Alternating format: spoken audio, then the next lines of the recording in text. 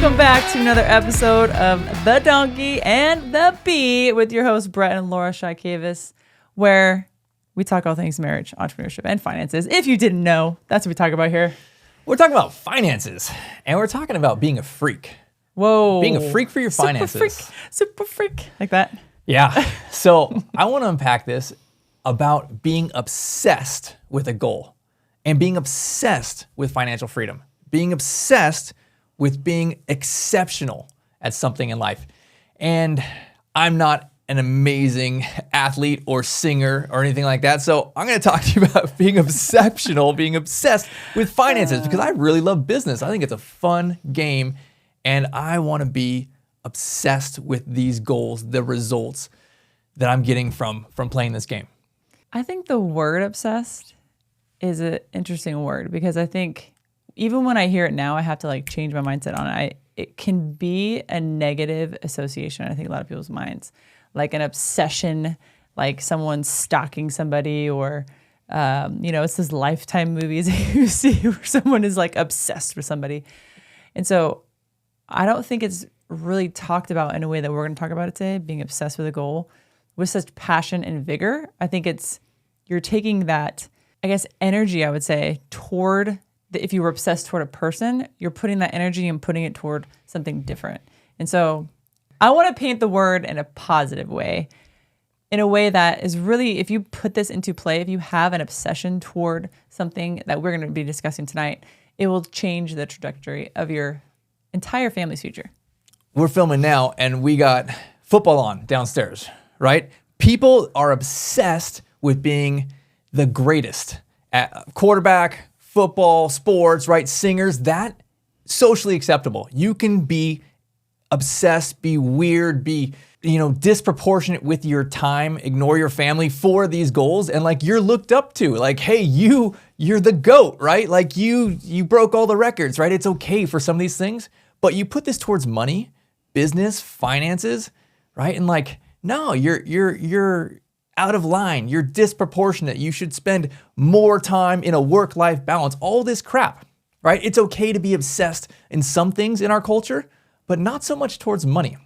And I think that's crap, right? I think that all the sheep that are working for the man and climbing the corporate ladder with no retirement play, no financial freedom play, I'm not going to follow them. I don't give a crap if they think that my work-life balance is out of place, right? I am being crazy for my goals. I am being exceptional, right? And that means I am the exception. I am the one. And I think you should be the one. Find a goal that gets you so fired up that you want to be the freak, right? The people can't even relate to you. Why is that guy still hustling? Why is he still working? Why is he doing all of these things when he should be chilling and relaxing and taking that time off, right? I think it's totally awesome for you to find something that you were so excited about, whether it's sports or singing or whatever it is, maybe being the most incredible mom possible, right? But just being so over the top with it, being obsessed with this goal. And for us, right, financial freedom, that was what it was. Let's hit this early. Let's get to a place where we can retire early. And then it became well, let's just build something incredible. Let's see how cool we can build something, how big it can get. Mm-hmm. When you say freak, it I just love that word. I don't know why. I think it's such a negative word. Again, we were talking about, but I would love to be called that. It's one of those things where my daughters be Mom, you're so weird if I do something wacky. And I'm thanks. I'm glad I'm weird. I'm glad I'm standing out. I'm glad I'm not normal. I'm glad I'm not following the crowd. I'm glad that I'm actually going to the road less traveled and not the wide path. And it actually reminded me of this song that I like a lot. It's from Imagine Dragons, if you guys know the song Thunder by them. And the reason why I like the song is because it talks about how he is kind of that freak or that person that isn't going along with the crowd. And I just love the lyrics of this, because it's literally just it's the kind of give him the bird up at yours. the end. Yes. And that's why I love it. Okay, so I'm just going to read it for you. You guys probably know if you hear Imagine Dragons. Kids were laughing in my classes while I was scheming for the masses. Who do you think you are, dreaming about being a big star? They say you're basic. They say you're easy. You're always riding in the backseat. Now I'm smiling from the stage while you're clapping in the nosebleeds. And I just get chills reading that because like this kid was a little schemer, right? And he knew he was going to be big, and he was probably looked at as weird because he had this grandiose dream, right? Of being a singer, of being on stage. And everyone else was laughing at him and thought he was crazy. They thought he was, no, you're whatever, you're weird, dude. But look at him now. He's up on stage while they bought tickets to his show and they're up in the nosebleeds. And so I think that took time, right? That took 10, probably 20 years of him grinding to get to that point. It's like, and I hate to use this example because it's so in the tabloids right now, but like Taylor Swift, right? Love her, hate her, whatever, doesn't matter. I think she's put in so much time, and I think it's now coming to the head, right? Like now seeing all of her hard work come to play, and you got to respect that. Like, you know, that doesn't just come natural. Like, she put in the time. She probably had that grand, exceptional outlook toward, I'm going to be the best. And she probably was laughed at. A lot of her family probably was like, you're crazy. I don't think you should work this hard. But she pushed past that, and look at her now. So I think a lot of people have these big goals, right? And they say, hey, I'm obsessed with, making this much money. I'm obsessed with getting a jet and being able to travel around the world. I'm obsessed with like being able to sit on the beach and fire my boss and all these kind of like end result kind of things. And I don't think that's what you become obsessed about, right? That's the byproduct of after you have achieved a thing, right? But I think you need to be obsessed. You need to be exceptional at an action. Like, what is the thing that you have the potential, right? You mentioned Taylor Swift. Like, she had the potential from a young girl to be exceptional at that, right? What is the thing that you have the God-given abilities to nurture in yourself and grow and be just like that ridiculous weirdo of like, you are so good at this thing. You have this potential, right? That you can become obsessed with. What is that action item, right? What is that business? What is that skill? Are you a singer? Are you an athlete? What is that thing? Is it numbers for you? Is it speaking on stage? What can you do to be so obsessed with an action that will not give you the lifestyle you want, right? It'll allow you to put in the time. It'll allow you to suffer. It'll allow you to craft or hone your trade. And then it's another 10, 20 plus years of hustling and grinding and doing that thing, being obsessed with the day-to-day actions so that you later can build these results and finally get to that place of, no, I got the jet. Now I can retire on the beach. Now I can travel and see all the cool spots in the world. But I don't think you come at this by saying my goal needs to be the end result. My goal needs to be becoming exceptional, a freak at this one thing. I think that it's okay to be, I don't want to say obsessed about the end result, because I think you can be obsessed about the end result and that forces you to action. I think most people wants the jet, wants a Lamborghini, wants the big house. Like, they want those things. And I think that's okay to want those things, right? Yeah. That's the end result. But I think if you have the end result and you really do want to strive for that, I think that you will then take the action toward that, because you know that you can't just wake up one morning and have all those things. You have to take action towards something and actually do something to get that. Yeah, but you can't just be obsessed with getting a jet and just put pictures all over your wall, right? Like, you have to be obsessed with something that builds you towards that place. Mm-hmm. You don't just wake up and become a Kobe Bryant or a Tiger Woods. Like, they put in the time. I mean, Kobe Bryant was probably shooting like 300 to 400 baskets a day. He was putting in the hard work. He was taking that action to get to that place and that level of being the best. We're going to keep the action steps very cut and dry for you today. There's only going to be 2. Very, very simple. I know people mostly have 3. We're going to have 2. The first thing is you need to cut stuff out of your life. In order to make room for growth, there has to be weeding that takes place in your garden. So weed yourself. And not in the way that you're thinking of, but literally like take things out of your life that aren't helping you strive toward that goal.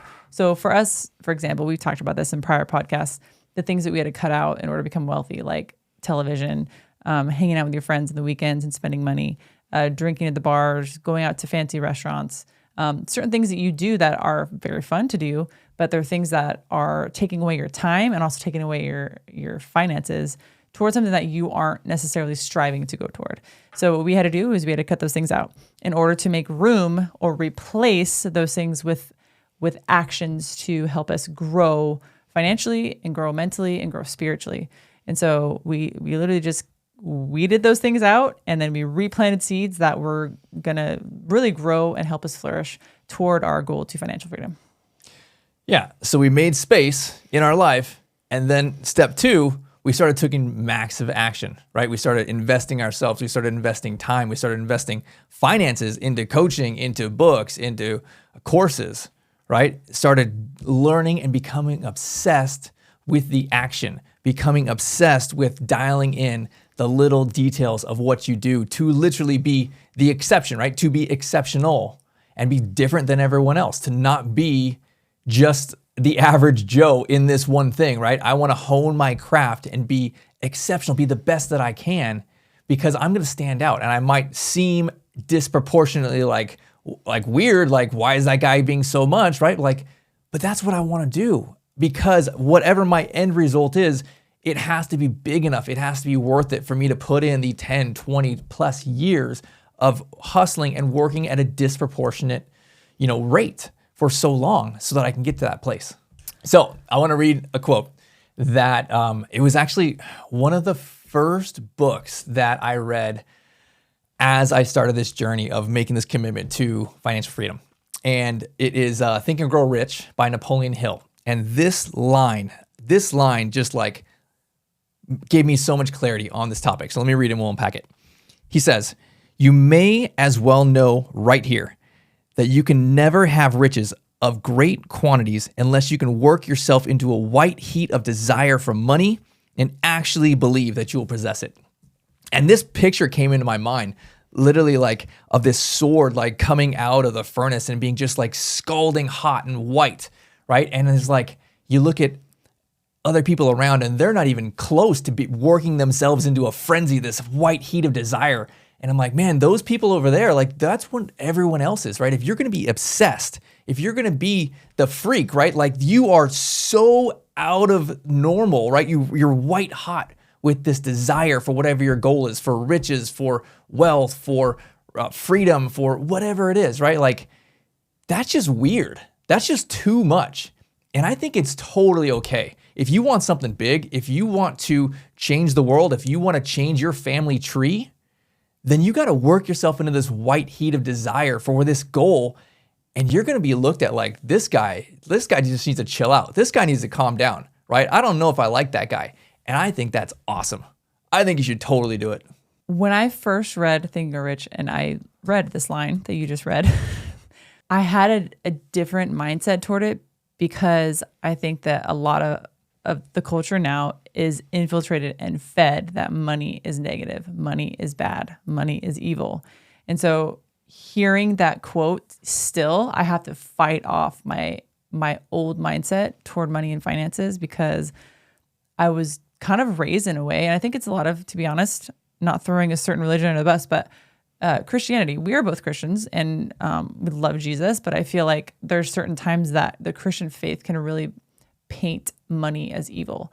And I think that they thwart certain verses to kind of have their backing on that, right? It really is for the love of money is the root of all evil, right? And so I think that they take the love of, and they just say the money is the root of all evil. It is not. It's the love of money. And so having an obsession toward wealth is not the love of money. That's I view it as you're pushing yourself to these heights, right? So that it's not for yourself, not for your own gain, but it's how many people can I help through making this wealth? And I think that's really the game for us. It's not like, oh, I want to be a billionaire just so I can just say I'm a billionaire and I can go on all these fancy stuff, the yachts and the Europe trips and all that kind of stuff. Like, yeah, that stuff's great. But at the end of the day, like, what a joy it will be to say that I was able to help like hundreds of families because I pushed myself past my limits to get that wealth so that I can help other people. And to be honest with you, if you ask anybody that, I'm pretty sure they would say they would want to be that person. And you can be. You just got to push past your own fear. You got to push past your own limitations in order to get that and achieve it. So for me, I had pressure to follow a certain mold for my family, for my friends, and I didn't want that for my life. I wanted to be an exception. I wanted to do something that I wasn't sure I could do. I had these goals, I had these dreams, and I didn't know if I was good enough to do it. And so I said, screw it. I'm just going to go all in. I'm going to be obsessed with this thing, and maybe I get it and maybe I don't.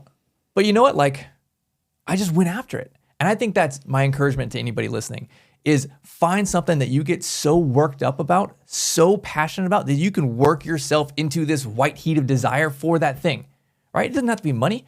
It could be financial freedom. It could be your children. It could be changing your legacy for your grandkids. Whatever it is that is so important to you, find something and just be obsessed with it. Just be the weirdo that is just going and going and going, and people are looking at you like, man, that guy needs to chill out. You know what? That is what it takes to overcome the obstacles in this world. It's not easy. The world is here to push you down, right? Just take massive, massive action times 10 years, times 20 years, and you'll get to an exceptional life. Well, thank you for joining us on another episode of The Donkey and the Bee, and we will see you on the next one.